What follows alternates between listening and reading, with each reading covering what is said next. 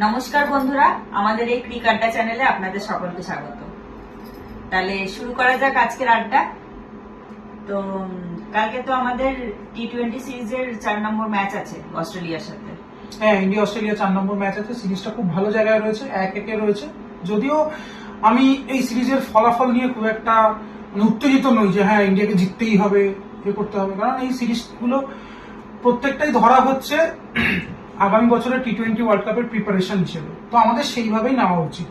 ওটা নিয়ে অতিরিক্ত আবেগপ্রবণ হয়ে হ্যাঁ যেভাবেই হোক সিরিজ জিততে হবে সেটা আমি বিশ্বাস করি না খুব একটা।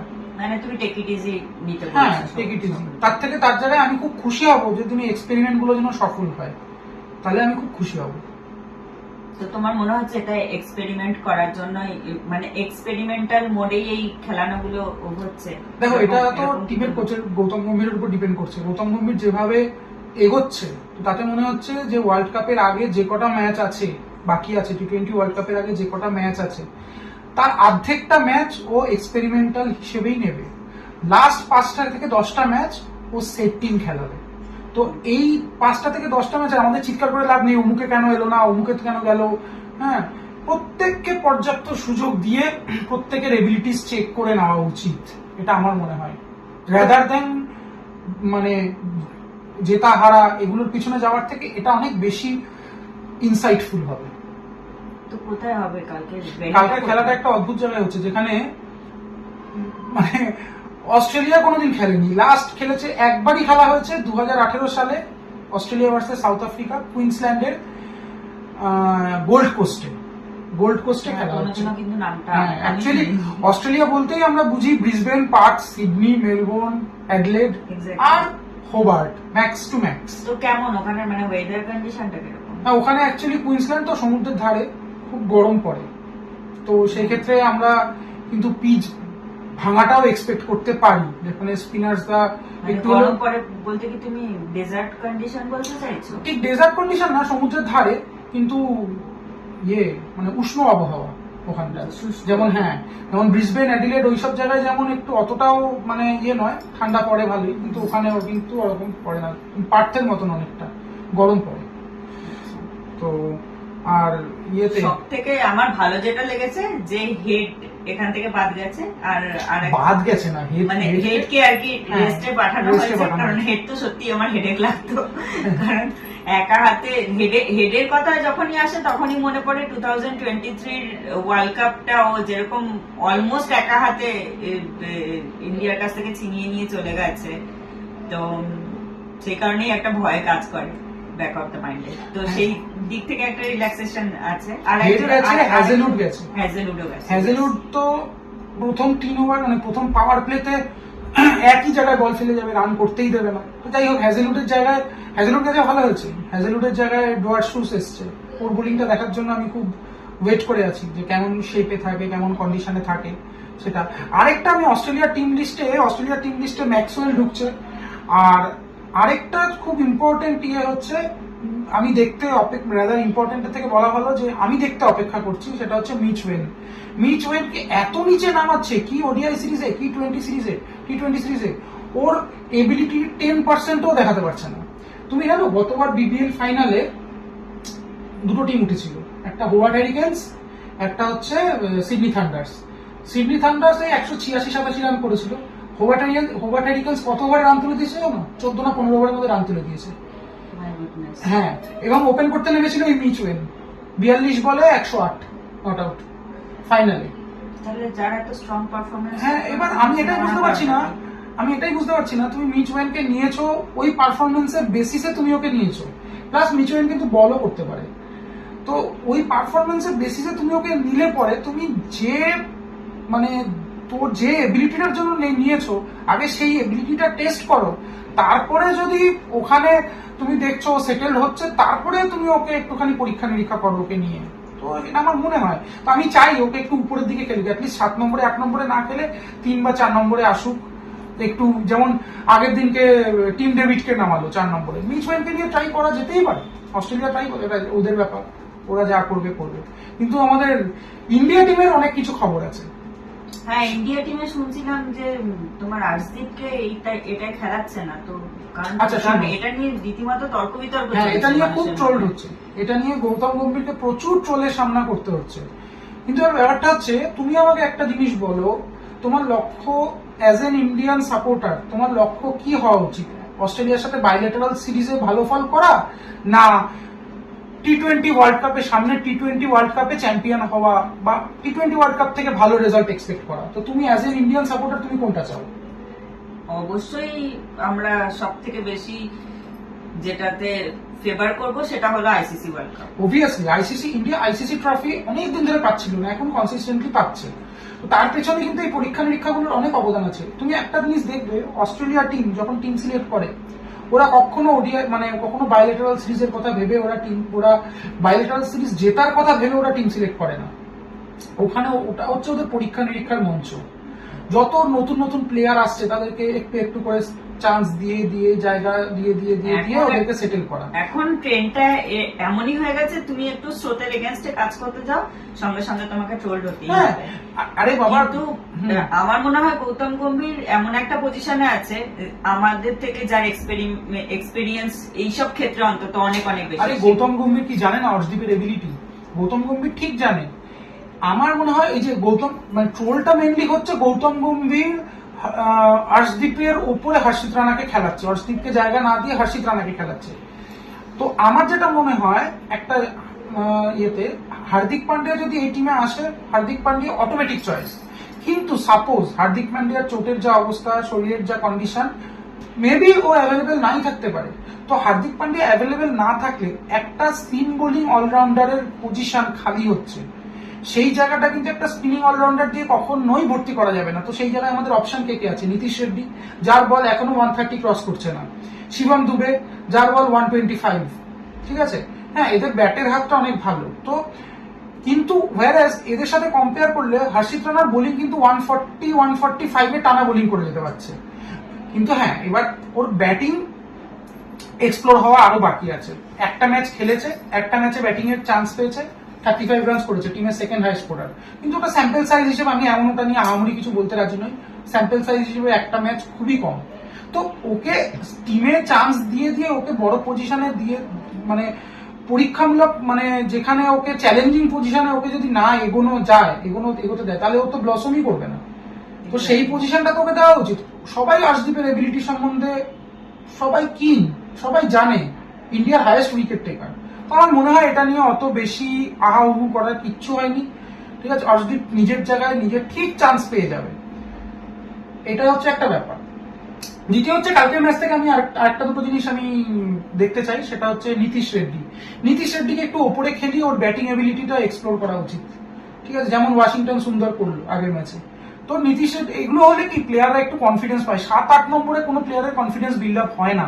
7-8 নম্বরে নামিয়ে একটা ম্যাচে 4 বা একটা বা দুটো ম্যাচে 4 নম্বর বা 5 নম্বরে, হ্যাঁ, চান্স দিয়ে দেখতেই পারে। ওপেনিং এ অভিষেক শর্মা, শুভমান গিল ফিক্স, 3 নম্বরে সূর্যাও ফিক্স ধরে দেখলাম। 4 নম্বর থেকে তো ইয়ে দিতে পারে, 4 নম্বর থেকে তো একটু এক্সপেরিমেন্ট করা যেতেই পারে। তুমি যখন তোমার উদ্দেশ্যটাই এক্সপেরিমেন্ট। তো আমার মনে হয় এখানে হ্যাঁ, কুলদীপকে বের করে দিয়েছে ইন দ্য সেন্স, কুলদীপকে টিম থেকে রিলিজ করে দিয়েছে একটাই কারণে, ওকে রেড বলের জন্য প্রিপারেশন করানোর জন্য। কারণ অ্যাকচুয়ালি কি হয়, টেস্ট ফরম্যাটের বোলিং আর টি-20 ফরম্যাটের বোলিং এর মধ্যে অনেকটা ডিফারেন্স। তো সেইটা অ্যাডপ্ট করতেও টাইম লাগে। তো এর পরেই আসছে ইন্ডিয়াতে সাউথ আফ্রিকার সাথে টেস্ট সিরিজ আছে, সেখানে কুলদীপকে দরকার আছে।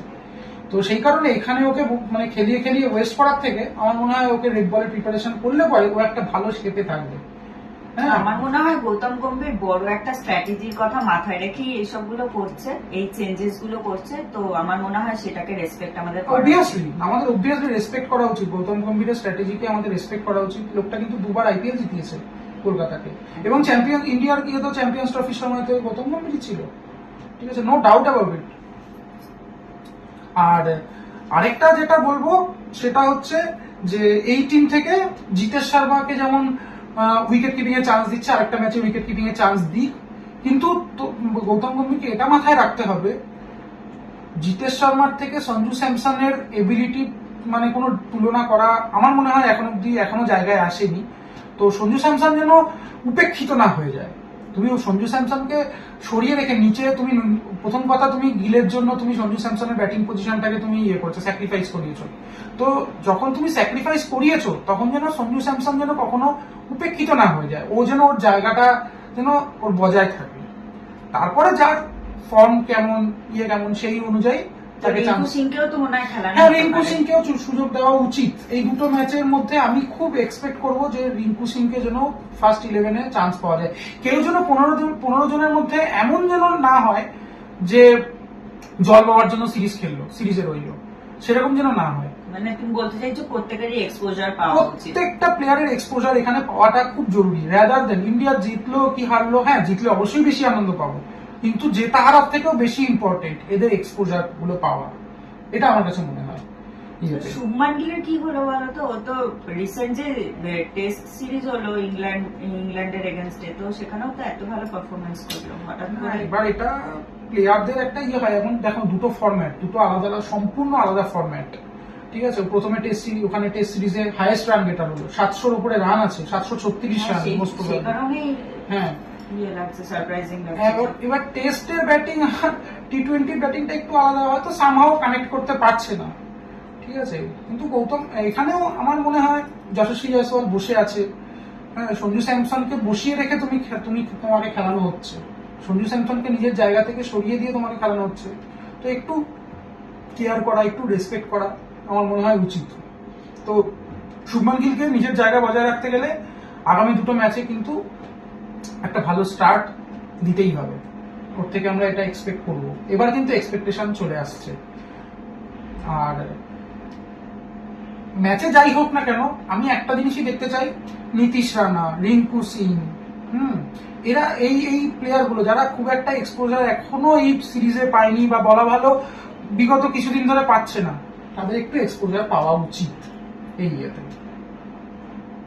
তুমি বলতে চাইছো এসব ল্যাটারাল ম্যাচেস গুলোকে অত মানে ওয়ারিডনেস হিসাবে না দেখে just take it easy as a practice match, practice match বলাটা একটুখানি খুব মানে ডিমিন করা হয়ে যাবে। বাইল্যাটারাল সিরিজে তুমি এক্সপেরিমেন্ট করে, কিন্তু তোমার এক্সপেরিমেন্ট করার পরেও তোমার লক্ষ্যটা থাকে বাইল্যাটারাল সিরিজ জেতা, গোলটা থাকবে। হ্যাঁ, প্রাইমারি গোল থাকবে যে তোমার সমস্ত প্লেয়ারকে দেখে নেওয়া, সমস্ত প্লেয়ার কে কোন শেপে আছে, কে কোন চ্যালেঞ্জেস অ্যাকসেপ্ট করতে পারছে। তুমি যতক্ষণ না তাকে চ্যালেঞ্জেস দেবে ততক্ষণ তো সে ওই চ্যালেঞ্জে অ্যাকসেপ্ট করার জায়গাতেই থাকবে না। তো তাকে চ্যালেঞ্জগুলো দিয়ে দেখতে হবে যে সে কোন জায়গায় রেসপন্ড করছে, কোন জায়গায় পজিটিভ রেসপন্ড করছে। তো সেটা মনে হয় সেটার জন্য এক্সপেরিমেন্ট করাটা এটা একদম পারফেক্ট টাইম আমি মনে করি এটা। ইন্ডিয়া এখন, হ্যাঁ অনেকে ট্রোল করছে, হ্যাঁ ইন্ডিয়া এখন অব্দি অস্ট্রেলিয়া টি-20 সিরিজ হারেনি, হ্যাঁ হারেনি, তো এবার যদি হেরেও যায় বিশাল কিছু কি আকাশ ভেঙে পড়বে? আমি তোমার কাছে দুটো অপশন দিচ্ছি, এখানে ইন্ডিয়া অস্ট্রেলিয়ার কাছে টি-20 সিরিজ হেরে গেল, পরের বছর টি-20 ওয়ার্ল্ড কাপ তুললো, তোমার কাছে কোনটা বেশি অ্যাকসেপ্টেবল? Obviously world cup. তো তাই এইগুলোকে নিয়ে অত মাতামাতি করে আমার মনে হয় না কোনো লাভ হবে বলে, ঠিক আছে। তো এই গেল আমাদের কালকের ম্যাচের প্রিভিউ। আমরা একটা ভালো নিউজ শুনলাম। কি বলো?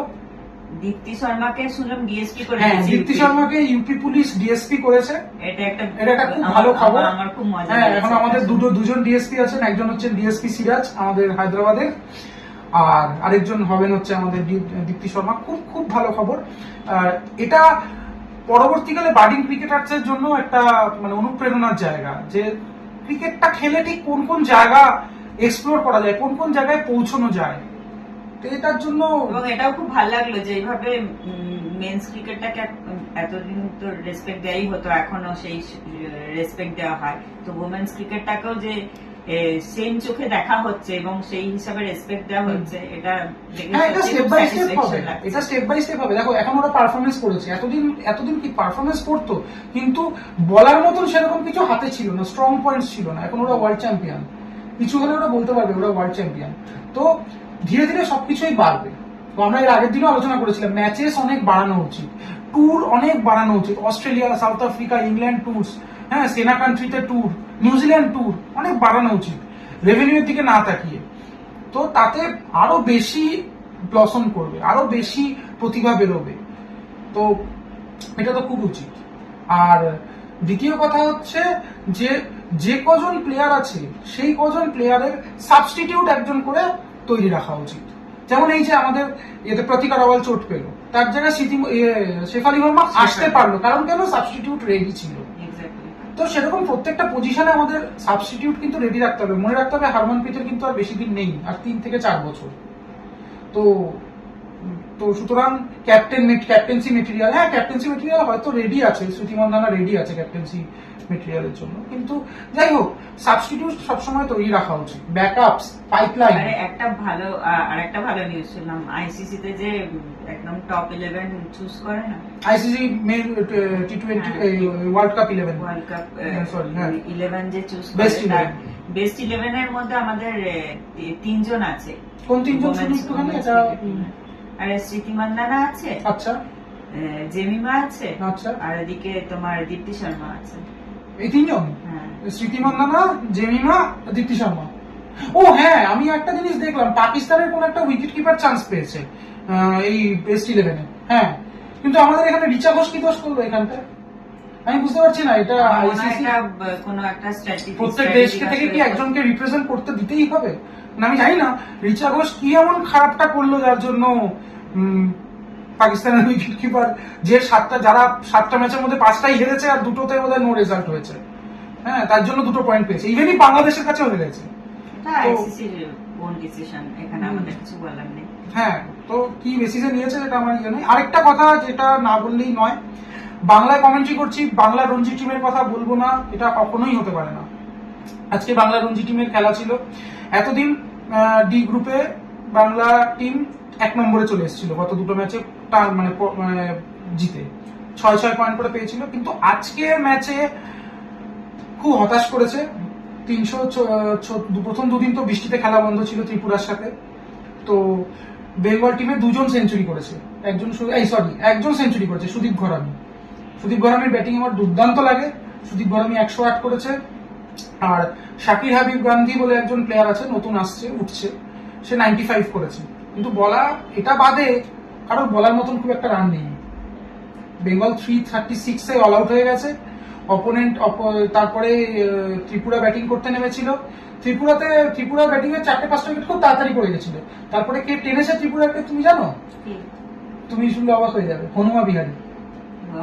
হ্যাঁ, হনুমা বিহারীর সাথে আমাদের একটা আলাদা রিলেশন আছে, তো যাই হোক সেটা এখন ডিসকাস করার দরকার নেই, পরে বলা যাবে কোনো কারণে। খুবই ছোট্ট রিলেশন, খুব একটা বড় কিছু আহামরি কিছু নয়। তো যাই হোক, হনুমা বিহারী টেনেছে। এতদিন বাদে হনুমা বিহারীকে মানে আসতে দেখে খুব ভালোই লাগলো। 141 নট আউট, 141 করেছে, বহুদিন পর চোটের জন্য বেরিয়ে গেছে। হ্যাঁ, তো 141 করেছে। আর ওদের একটা কোন ব্যাটসম্যান 100 রান করেছে। তো যাই হোক, মধ্যে কথা ফার্স্ট ইনিংসে লিড নিয়ে নিয়েছিল, তো বেঙ্গলকে বোধহয় 1 পয়েন্ট নিয়ে সন্তুষ্ট থাকতে হয়েছে। তো আমি এখানে রঞ্জি টিমের কথা বলতে গিয়ে একটা কথা বলবো, যে এখানে আকাশদীপ, মুকেশ, এই 2 জন পেস বোলার নেই। আরেকটা সেটা, আর স্বামী সেখানে খেলেছে, কিন্তু সব থেকে মানে আশ্চর্যজনক ব্যাপার, স্বামী 2 ইনিংস মিলিয়ে কোনো উইকেট পায়নি। এটা একটা খুব মানে অবাক করা পরিসংখ্যান। যাই হোক, হতেই পারে এটা, কিন্তু আমার মতে যখন বেঙ্গলের টিম রঞ্জি খেলছে তখন আকাশদীপ, মুকেশ নেই, তখন অন্যান্য পেসার যারা খেলছে যেমন ঈশান পোরেল, এদেরকে স্টেপ আপ করা উচিত। এরা সেভাবে স্টেপ আপ করতে পারছে না, আর এরা যতদিন না এই পজিশনগুলোকে গ্র্যাব করে স্টেপ আপ করতে না পারবে ততদিন কিন্তু ইন্ডিয়া টিমের দরজা এদের জন্য খুলবে না। হ্যাঁ, অভিমন্যু ঈশ্বরনকে আজকে কত লড়াই করতে হচ্ছে ইন্ডিয়া টিমে চান্স পাওয়ার জন্য, স্টিল এখনো অব্দি চান্স পাচ্ছে না। আজকে বেঙ্গল ভালো পজিশনে যাক, এখান থেকে এই প্লেয়ার গুলো, এই ছোট ছোট জায়গায়, এই যে সুদীপ ঘরামির নাম লোকে জানবে, হ্যাঁ লোকে ঈশান পোরেলের নাম জানবে, লোকে অভিষেক পোরেলের নাম অলরেডি আইপিএল এর দৌলতে অনেকে জেনে গেছে, কিন্তু এইসব ম্যাচগুলো হচ্ছে ওদের খেলার জায়গা। তো আমি একটু হতাশই হলাম বেঙ্গলের পারফরমেন্সে। যাই হোক, আজকে আর বেশি কথা বাড়াবো না, আজকে আমাদের আলোচনা এখানেই শেষ করছি। আপনারা খুব ভালো থাকবেন, সুস্থ থাকবেন, আমাদের চ্যানেলটা পারলে দেখবেন, লাইক করবেন, ভালো লাগলে অবশ্যই লাইক করবেন, এবং যদি আপনাদেরও কিছু জানানোর থাকে, কোনো ইনফরমেশন শেয়ার করার থাকে, অবশ্যই শেয়ার করবেন। এরপরে আমরা আস্তে আস্তে আরো অনেক প্ল্যানস আছে, আপনাদের সাথে কমিউনিকেট করারও ইচ্ছে আছে কোনো না কোনো ভাবে। তো আমরা সবই চেষ্টা করছি, আমাদের এটা সবই প্রিলিমিনারি ফেজে, বোঝেনি চাকরি বাকরি সাথে সাথে এগুলো করছি নিজের প্যাশনকে ফলো করার জন্য। যাই হোক, আপনারা শেয়ার করবেন, একটু প্রথম তো চ্যানেলটা একটু শেয়ার করলে লোকের কাছে আরো বেশি পৌঁছবে। আর আর কি ভুল হচ্ছে, যদি কোনো কিছু ত্রুটি থাকে অবশ্যই কমেন্ট করে জানাবেন। ত্রুটিটা জানানোটা বেশি ইম্পর্টেন্ট। তো একদমই তাই। তো যাই হোক, অনেক অনেক ধন্যবাদ, নমস্কার।